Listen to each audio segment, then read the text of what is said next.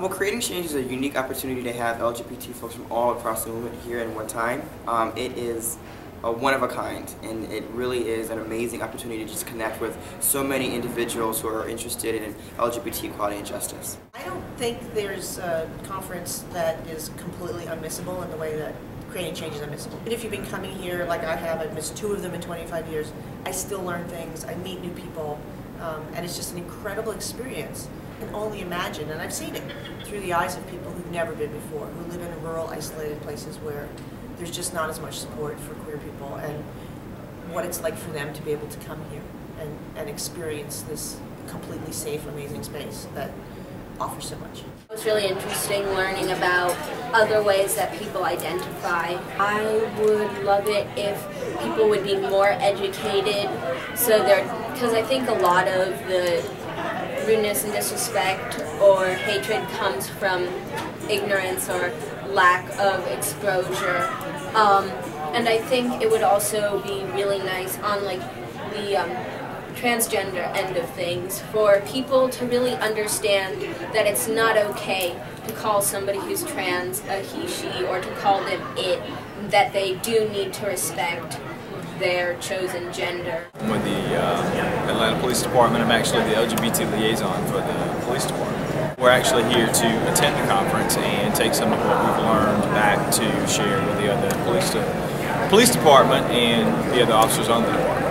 We've trained all 2,000 of our sworn officers in LGBT sensitivity issues and diversity training. In addition to that, we also act as a liaison between the LGBT community here in Atlanta and the police department. Great to be here to get ideas and find out other ways to raise money, to move your cause forward, working within a political climate that maybe isn't supportive, and what we can do to move the agenda forward for equity for LGBT communities. As college students, as youth, I think there's a lot of power that sometimes we don't realize we have. I think college students really need to start writing their own story, in the sense that I feel like the leadership of the LGBT movement for a long time has always been traditionally male, traditionally white, and traditionally a certain class. And that's kind of dictated what the history, what the storybooks are telling.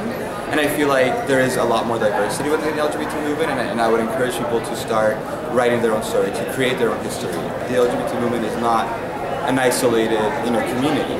We're part of other communities. Our identities intersect. So, like I said, we might have people that are identified, as a person with disabilities. There might be people, from different racial and ethnic backgrounds. So, when we do work towards, what's called the liberation or the equal rights for LGBT people, we should definitely take into account how it's going to affect other communities as well, because we can't work as an island. I always attend Creating Change. As an interfaith minister, I find it incredibly important to be able to help and find that intersection where faith and social justice and LGBT movement meet. And that's why I'm here. So for me, coming here is a knowledge exchange, and I love, that's so crucial, and I don't get it enough. And that's what this is all about. This is me learning and hoping that other people learn from me. If you are psyched to be in Atlanta, make some noise! This year, we come together to celebrate. This year was the year when enough people stood together, joined together, and said, enough. Enough. Enough with being marginalized. Enough with being ignored. Enough with being treated like we and our families and our votes don't count. I'm here at Creating Change so I can learn how to become a better activist for my community. Not only am I a queer woman of color, I am a queer disabled woman of color. color. How I've dealt with the discrimination is just trying to find a community, a supportive community, whether it be going to school clubs, you know, like the Possibilities Disabled Club, or hanging out with other people like myself and making friends and just being accepting towards others, giving that acceptance to other people that I haven't received myself. That's how I've actually dealt with that discrimination in my personal life. The first workshop I've been to was talking about what is asexuality, defining it, and also the other ones on the spectrum like agender, aromantic, and there's so much on the asexual spectrum, how you explain that to other people and what problems and issues come with telling someone you're asexual or you're aromantic. And that was really interesting, because I was thinking, like, once I was like at the panel, I was thinking, this actually kind of defines me a bit, asexuality. So, a little bit revelation right there.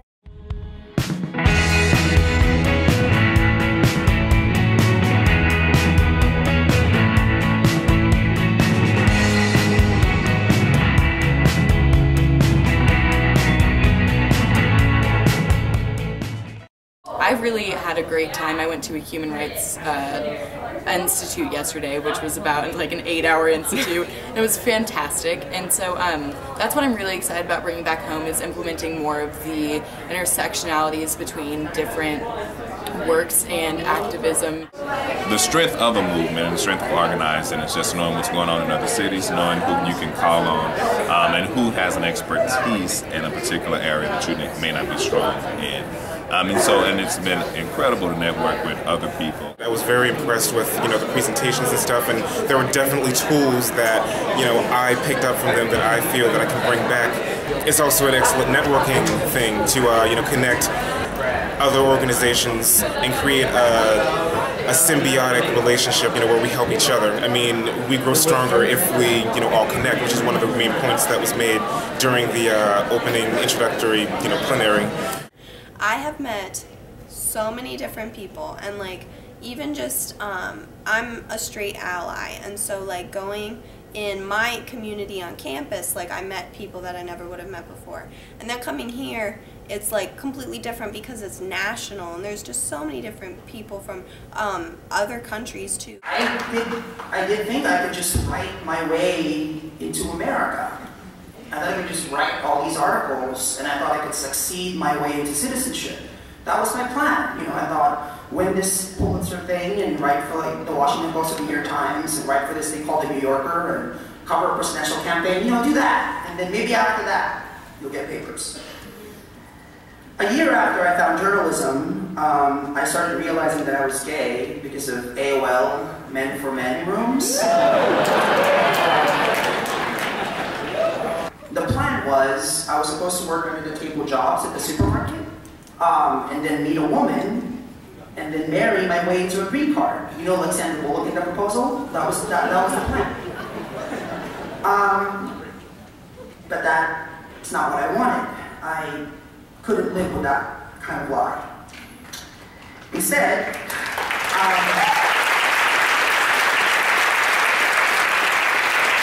I lied my way into getting jobs. I committed fraud. I lied about my immigration status. And I figured out how to get a driver's license, even though I wasn't supposed to. Because I wanted to work. I wanted to pay taxes, because people like me do pay taxes, bills.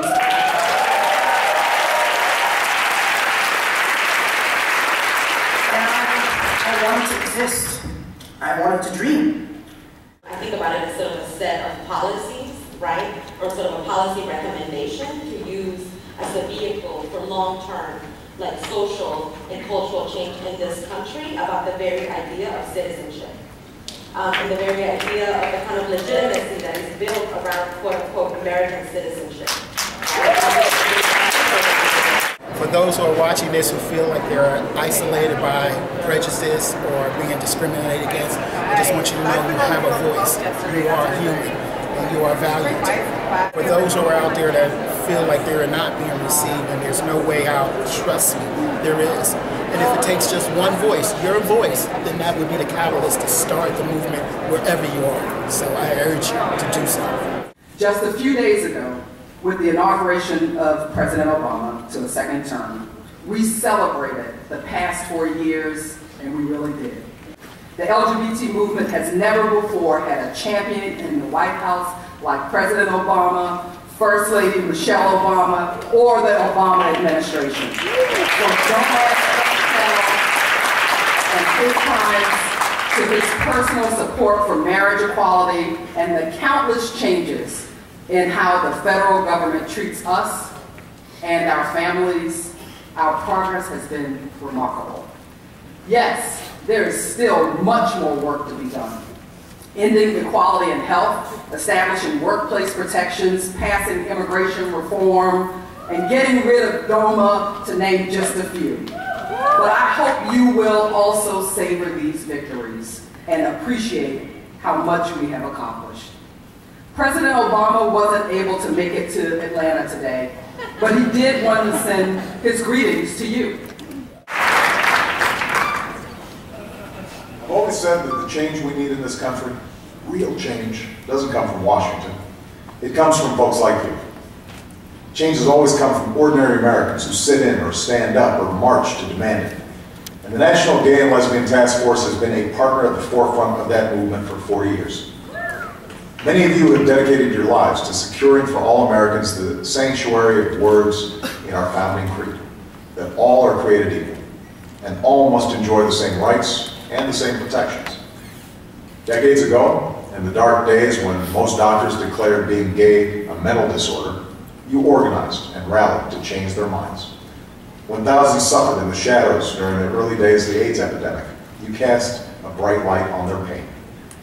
And today, you're helping lead the way to a future where everyone is treated with dignity and respect, no matter who they love or where they come from, where everyone has access to affordable health care, and where everyone who works hard and plays by the rules has the chance to earn their citizenship.